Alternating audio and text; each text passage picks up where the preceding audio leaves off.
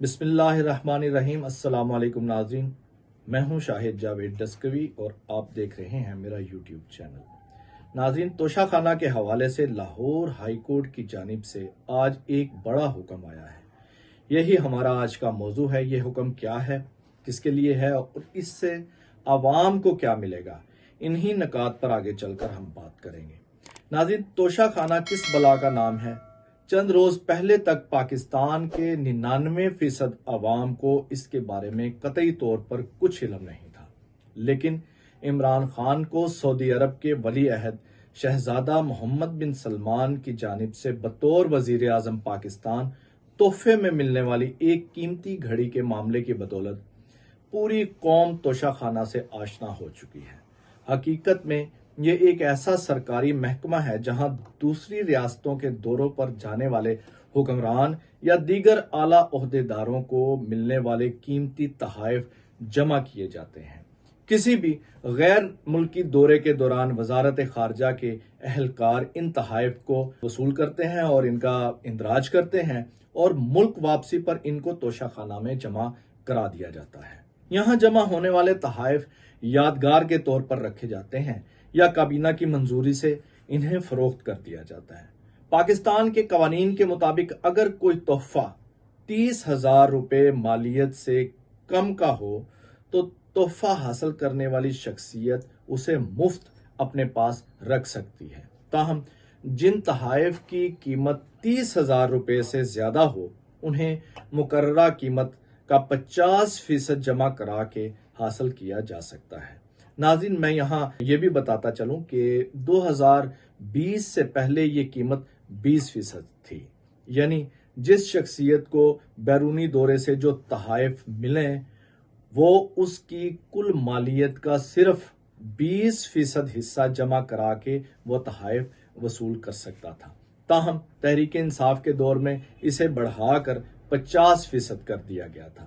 ظاہری بات ہے بیرون ملک سے ملنے والے یہ تحائف بہت مہنگے اور بہت قیمتی ہوتے ہیں۔ ناظرین، سابق وزیر اعظم عمران خان پر پی ڈی ایم سرکار کی جانب سے یہ الزام عائد کیا گیا تھا کہ انہوں نے اہم ترین بیرونی ممالک کے دوروں کے دوران ملنے والے بیش قیمتی تحائف نہ صرف غیر قانونی طریقے سے حاصل کیے بلکہ انہیں فروخت بھی کر دیا۔ معاملہ الیکشن کمیشن میں گیا جہاں 5 رکنی بینچ نے ان کے خلاف فیصلہ دیا۔ چیف الیکشن کمشنر کی سربراہی میں عمران خان کو قومی اسمبلی کی سیٹ سے نااہل قرار دے دیا گیا۔ پی ٹی آئی کے لیے یہ ایک بہت بڑا دھچکا تھا۔ پی ٹی آئی کے رہنماؤں نے اس فیصلے کو جانبدارانہ قرار دیا۔ ان کا مطالبہ تھا کہ توشہ خانہ سے کیا صرف عمران خان نے تحائف وصول کیے ہیں؟ ان سے پہلے جن حکمرانوں نے تحائف لیے الیکشن کمیشن نے ان کے خلاف فیصلہ کیوں نہیں دیا؟ پی ٹی آئی کا یہ مطالبہ کسی حد تک جائز تھا۔ قانون کا اطلاق تو سب پر ہونا چاہیے اور انصاف کا تقاضا بھی یہی تھا کہ الیکشن کمیشن ان تمام حکمرانوں کی فہرست منظر عام پر لاتا جنہوں نے اپنے اپنے ادوار میں بیرونی دوروں کے دوران ملنے والے تحائف اپنے پاس رکھے۔ لیکن الیکشن کمیشن کو نہ جانے کس بات کی عجلت تھی کہ وہ ایک ایسا فیصلہ سنا دیا انہوں نے جس سے ان کی اپنی ساکھ متاثر ہوئی اور یہ فیصلہ جو ہے وہ لوگ اس کو متنازع سمجھتے ہیں۔ لاہور ہائی کورٹ میں ایک شہری منیر احمد نے معروف قانون دان اظہر صدیق ایڈوکیٹ کی وساطت سے درخواست دائر کر دی جس میں استدعا کی گئی کہ 1947 سے لے کر آج تک کس کس حکمران نے توشہ خانہ سے کون کون سے تحائف لیے، ان کی تمام تفصیلات منظر عام پر لائی جائیں۔ لاہور ہائی کورٹ میں آج اس اہم ترین کیس کی سماعت تھی۔ وفاقی حکومت کی جانب سے پیش ہونے والے وکیل نے اس درخواست کی مخالفت کر دی اور اعتراض کرتے ہوئے کہا یہ خفیہ معلومات ہیں، پبلک نہیں کی جا سکتی۔ ناظرین، عدالت کے روبرو پیش ہونے والے سرکاری وکیل کوئی پہنچی ہوئی سرکار ہی ہوں گے جنہیں لگتا ہے کہ توشہ خانہ سے اگر کسی نے کوئی شے لے لی ہے تو یہ خفیہ معلومات کے زمرے میں آتا ہے جسے پبلک نہیں کیا جا سکتا۔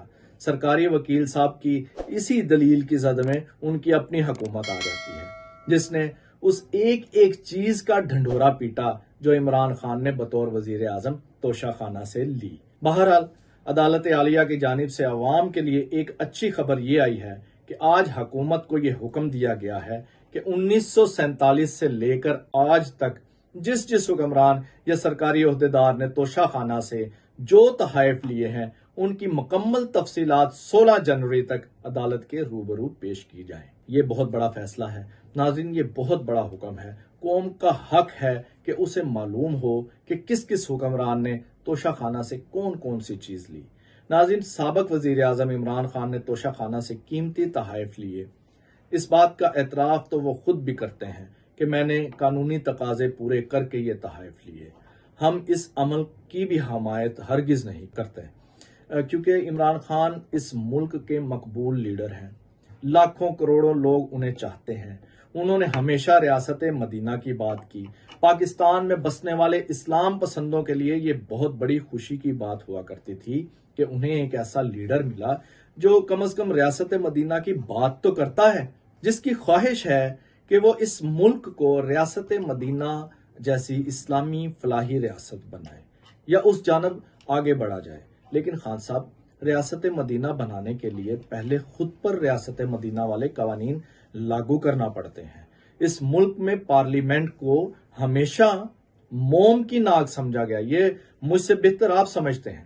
اسے جس جانب چاہا مروڑ لیا، جو قانون چاہا بنا لیا۔ رجیم چینج کے بعد جب سے موجودہ حکومت آئی ہے، اس نے پارلیمنٹ سے نیب قوانین کو جس طرح اپنے حق میں تبدیل کیا، یہ اس کی کھلی مثال ہے۔ اس لیے ماضی میں بھی مفاد پرست حکمرانوں نے توشہ خانہ کا قانون بنا ڈالا کہ جس بیرونی دوروں سے جو تحفہ ملے وہ گھر لے جائیں۔ حالانکہ یہ تحائف تو منصب کو ملتے ہیں، ذات کو تو نہیں ملتے۔ آپ کو ایک مثال کے ساتھ سمجھانے کی کوشش کرتا ہوں۔ آئیے ریاست مدینہ کی ایک جھلک دیکھتے ہیں۔ خلیفہ ثانی امیر المومنین سیدنا عمر بن خطاب رضی اللہ تعالی عنہ کا دور خلافت ہے۔ بصرہ کے گورنر ابو موسیٰ اشعری کے خلاف شکایت آتی ہے۔ امیر المومنین نے انہیں طلب کر لیا اور پوچھا، ابو موسیٰ، میں نے سنا ہے تجھے جو تحائف ملتے ہیں وہ تو تم خود رکھ لیتے ہو۔ ابو موسیٰ اشعری بولے، حضور، وہ تحائف مجھے ملتے تھے۔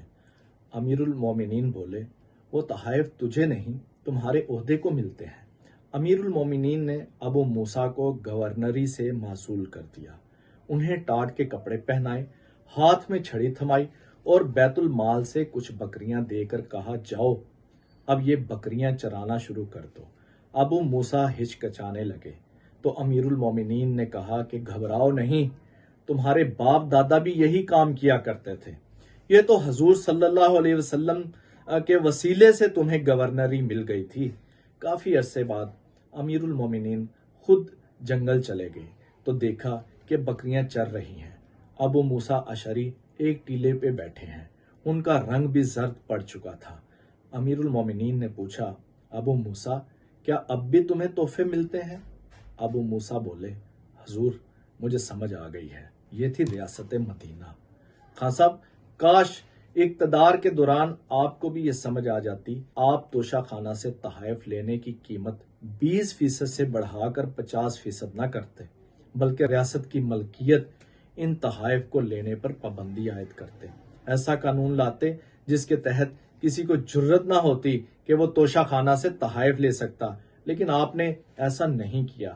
آپ نے نہ صرف توشہ خانہ سے تحائف لیے بلکہ انہیں فروخت بھی کیا، جس سے پوری دنیا میں خاص طور پر ان ممالک کے سربراہوں کی نظروں میں پاکستان کا وقار مجروح ہوا جنہوں نے یہ تحائف دیے تھے۔